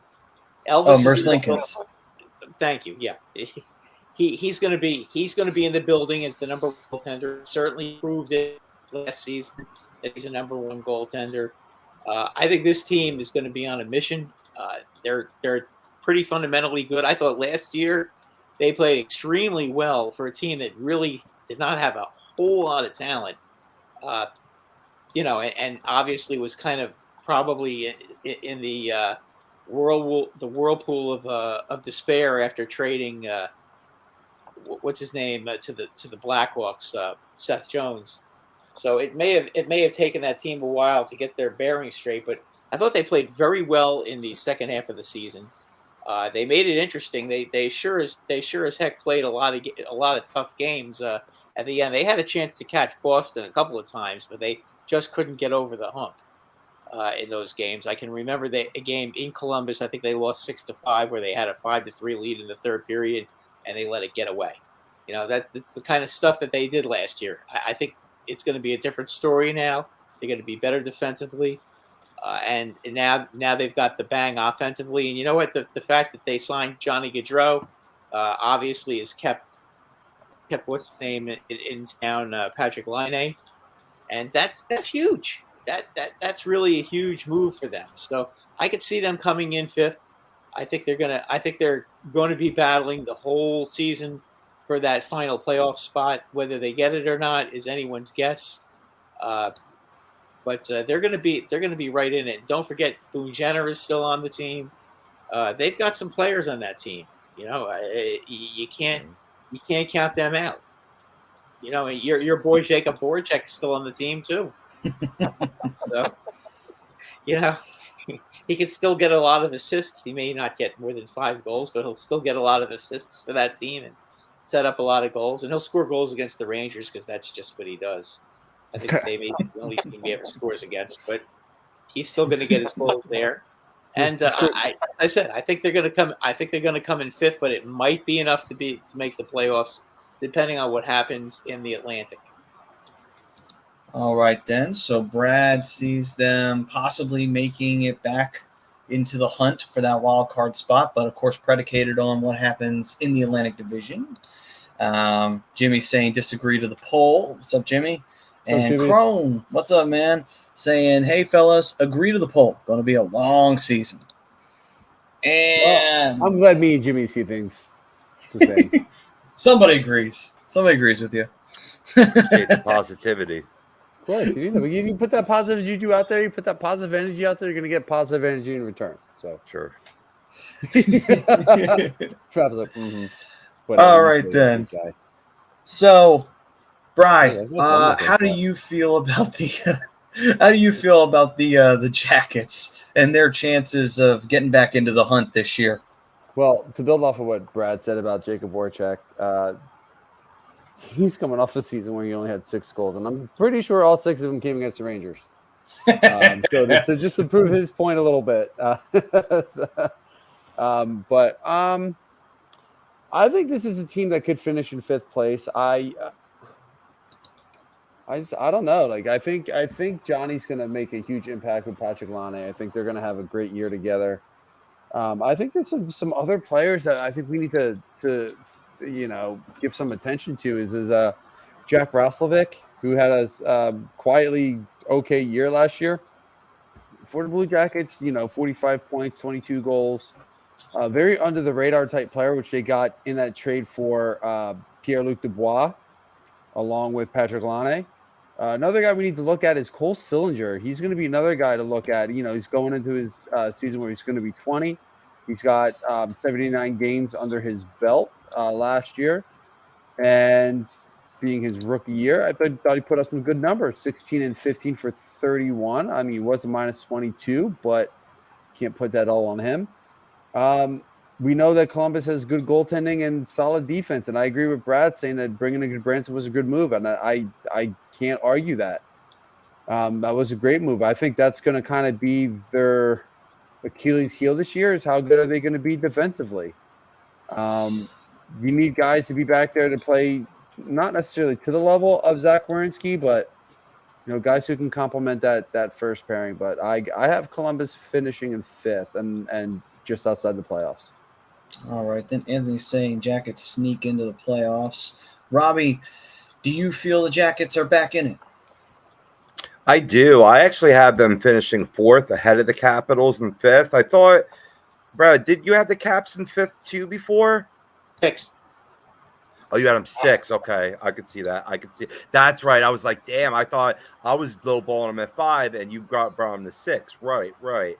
So I got them still in that pair in that order, but just one step up. I have them in 4th. I just that combination of Johnny Gaudreau and Patrick Laine is going to be filthy on that top line. You want to talk about a core that's been kept together for the most part while having an A+ off season. It's been the Blue Jackets. The only cost of doing business was maybe the loss of Oliver Bjorkstrand, which would be felt a little bit, but bringing in a player of Gaudreau's caliber is well worth it. I think they finished 4th, and I feel that they make a playoff spot. All right, then. So Robbie's got them in a playoff spot, and I'm actually in the same boat. I think that the Blue Jackets have a big year and a big rebound, and I think they actually take 4th. And I think that they go ahead of the Caps, and I think that they have a really solid season, and they get a wild card spot, possibly. Again, I'm still holding out to say maybe 2 Atlantic teams take both wild card spots, which would be a real big kick in the balls to both of those 4th and 5th place teams in the Metro, but it's not out of the realm possibility. But I think the Jackets will be one of those teams that could take that wild card spot if a Metro team is going to take it. So... And while I stepped away, Brad talked about Merz Lincolns. I like him a lot as a goaltender. Mm-hmm. Very fun goaltender. Very good goaltender, too. I mean, he's hurt right now, but eventually you'll have Korpisalo back, like in terms of having that experience there, too. Yeah, and Corpy's no slouch in himself either. Right. So, on from the Blue Jackets. What's up, Raska? Time for us to talk about the 2 teams that we've been stashing in the back. We'll start off with Brad's beloved New York Rangers. They went all the way to the Eastern Conference Finals. However, 1 game short of a Stanley Cup final berth for the first time since 2014. After a great season like that, Brad, I think we already know where you got them finishing, but take it away. What do you got your Rangers doing? I had them finishing first in the Metro. I think at this point, it's time for this team to go. They made the move to get Vinny Trocheck in here. They now have a solid center who can win faceoffs, which was their biggest problem last year by far and away. I've never seen a good team like the Rangers lose so many big faceoffs. I mean, it was ridiculous last year how bad they were. I mean, Kevin Rooney was their best faceoff man last year. That can't happen. Okay, Ryan Strohm. As much as I liked Ryan Strohm, and I did like him, he was a real fun player to watch. But you know what? He couldn't win a faceoff if his life depended on it. Now you got a guy like Trocheck, who is a very good faceoff guy. He's also very hard to play against, which Strohm was not. And he's going to get the chance to play with Panarin, so he's going to probably going to score a lot of goals too. So I'm looking at that as a big upgrade on your second line.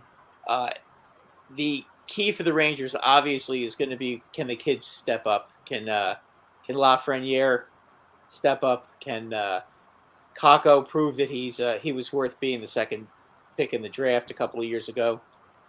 That's going to be important. But if you look at the Rangers, they've got 4 legitimate offensive threats when you've got Zibanejad, Kreider, Panarin, and now who was I talking about? The center, second line center I was just talking Trocheck. about. Trocheck. But they've got 4 legitimate offensive players there, and then you've got a guy like Adam Fox on the back line, who's one of the best defensemen in the league, won the Norris a couple of years ago, and then you've got the best goaltender in the league right now in Shesterkin. The team's star-studded. They're packed with good players. 1 to 4, real good defensively. Brandon Schneider looks like he's ready to go as your 5th defenseman. They have 4 guys that they're gonna choose from to play with Schneider as the 6th defenseman. I think it's gonna end up being Zach Jones. I think he's probably going to be the best fit for the 6th defenseman for the 3rd pair. That's really about all you have to worry about. You look at the 4th line. I mean, their 4th line. You gotta love their 4th line when you can put Reeves, Gaudreau out there, and Sammy Blais at the same time. 3 nasty players. You gotta love that. And both Blais and Gaudreau know where the net is. They can score a little bit. Reeves can take care of business. And you gotta love that 4th line. I mean, the 4th line is built for that. You figure Hedl is going to be out there, and you're going to probably have a couple of rookies playing with them. They're loaded on the farm. They've got the number 9 farm system, I believe, in the NHL right now. But they've got lots of wings on there, whether it's Oathman or Cooley or the Russian guy that they just got back. What's his name again? I can't remember his name now. But Kravtsov. Between all those guys, they're going to have a nice young 3rd line that can score. It's going to be a fun team to watch. I look for them to, if they can stay healthy, I look for them to win the division and have home field advantage throughout the East. Until the finals, obviously. Have very high hopes for this team. I can't imagine they're not going to be one of the best teams in hockey this year. All right, then. So Brad coming in strong with his love of the Rangers, naturally, and has them taking home the Metro title. I'll just give mine real quick. I actually have the Rangers finishing first, too. I think that they'll have a very strong year to build off of last year. I think, unfortunately, for my perspective, last year was just a taste of what the Rangers can do, and I think the Rangers are built well enough to where they could make this happen again and have an even stronger performance and maybe even a stronger outcome, sadly, from my point of view. But all the same, I think that they take the Metro this year for the first time in franchise history. So, gents, Rob, Bry, which one wants to give their take on the blue shirts of Broadway? Go ahead, Robbie. I got them finishing second. I mean, I could see it going 1-2 between the Hurricanes if I'm just a little higher on the Hurricanes there. I'm going boring. It was Hurricanes, Rangers, Penguins last year, and that's how I see it shaping out again this season. I do like what the Rangers have done with the roster from last season to this season. And building upon that run, and just the superb play of Igor Shesterkin. I could see this team getting better. I mean, there's some uncertainty surrounding the future of Lafreniere that looms a little bit.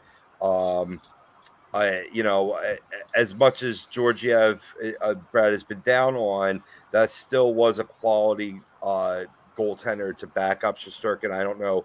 Maybe he can answer on what their plans are for the backup for Shesterkin, because I don't know, honestly.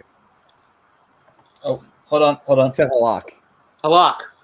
Okay. I like that then. I do like that then. Experienced goaltender for that just that backup on a young goaltender. They're gonna have a fine season. I just have them personally finishing second. You guys pretty much covered it, so I'm just gonna sit here and say, I mean, I'm with Rob. You can interlock Rangers and Hurricanes. That's your 1-2 there. There's no argument otherwise. I just personally, I think the Rangers are going to finish second. I got Hurricanes, Rangers, and Penguins as my top three. This Rangers team, they have a lot of potential to do something special if they can stay healthy. All right then. And Priz, that was because I just was whatever. I didn't even think about it. I just clicked on them. But I would say real quick, Rosca, yes. why do you want Chara and Thornton? Stop it. They're 43 and 44 respectively. No. Priz is thinking though that Thornton should go to the Avs. So that would be interesting. They need a center, and I think he could fill in nicely on that fourth line there. All right then. So, Brett, you was just saying.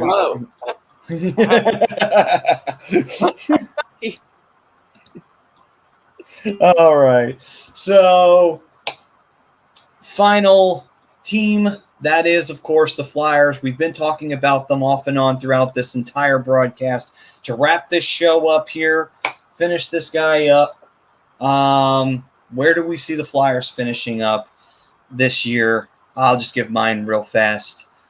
I'll have them taken last, and I'm hoping that that's what we get, because I want Bedard, damn it. So 0-82 this motherfucker, and be fucking 8th place in the Metro. Let's make this shit happen, damn it. Make it happen. Worse than the Coyotes. Let's go. All right. So, gents, what about you? Take it away.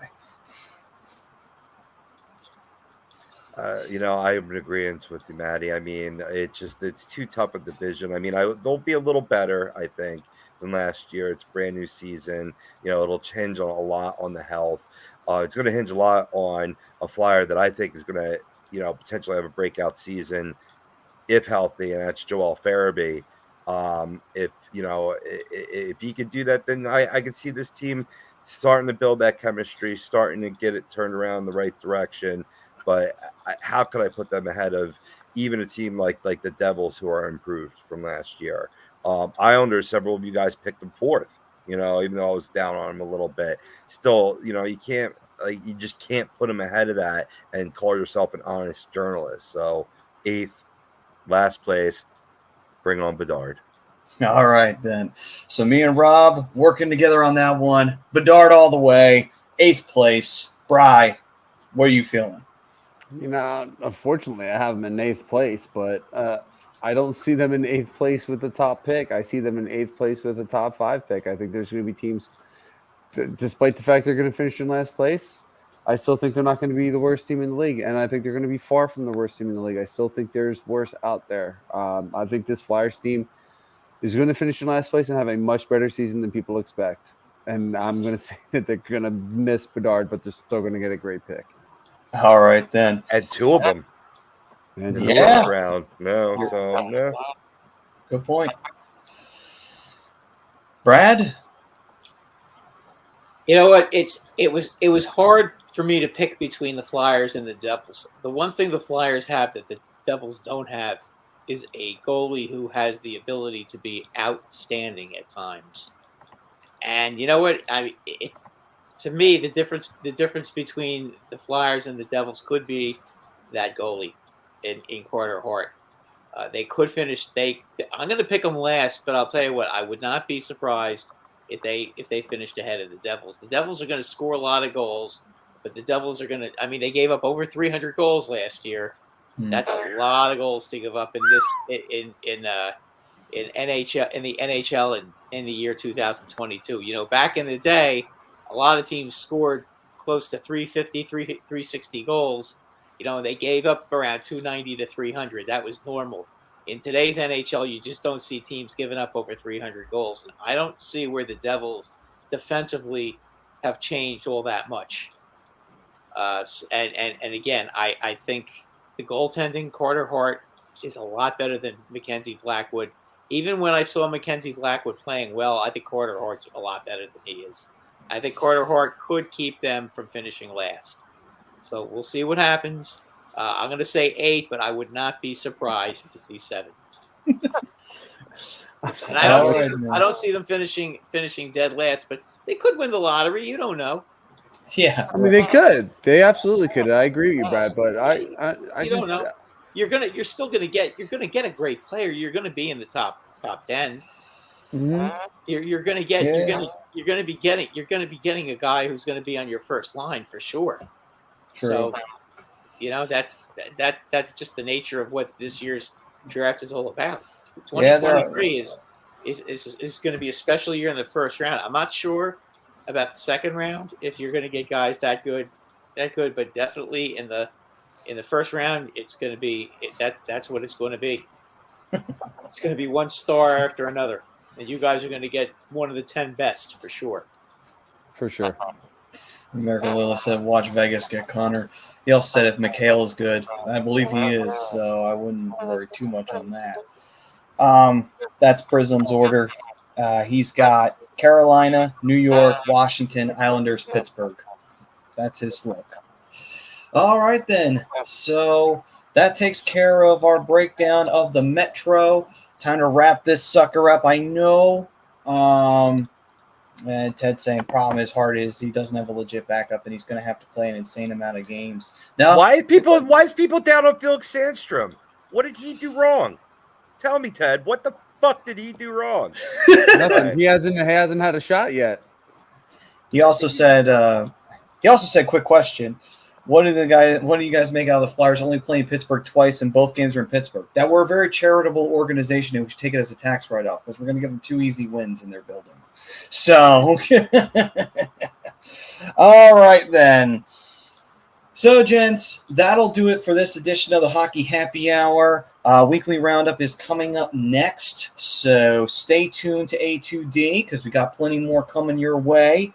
But our next 2 periods in the OT for the shootout, they would have been brought to you by, starting off with All Campus OC. They're giving 20% off everything in the store, including hats, shirts, to all of the subscribers. Check it out while you still got time down in Ocean City. John Coyle runs the ramp booth. Great guy and has a great shop down there in Ocean City, New Jersey. Wear your team colors with pride when you check it out. Also, we have Fan Up. It's the best way to enjoy fantasy sports. They have daily NFL contests and more. You can win great prizes if you sign up today and use the promo code A2D for 5,000 bonus points, a $50 value. All you got to do is go to fanup.app, download it, get yourself an opportunity to make some cash on the side there. And if you want to support the Hockey Happy Hour and you want to support everything else that's going on in A2D, where can they go, Bri? Head over to PhillyDrinkers.com, Philly Drinkers LLC. We got all our great kinds of merch over there. Alex will take good care of you. PhillyDrinkers.com, baby. Right. And the doc, Dr. Paul Vidal, Specialized Physical Therapy. You can make an appointment with SpecializedPhysicalTherapy.com and then go see him in Burlington or Cherry Hill, New Jersey. If you've got any aches and pains, you won't after the doc takes care of you. All right then, gentlemen. Before we go, any parting shots? If you want to give your hot take, feel free to give your hot take before we sign off. Anything you want to add on before we sign off for the day? Oh, yeah. I alluded to it before. Brad going to hate me. Canes will win the Stanley Cup this year over the Kings. Freddie Anderson finally gets over the hump. Oh, stop.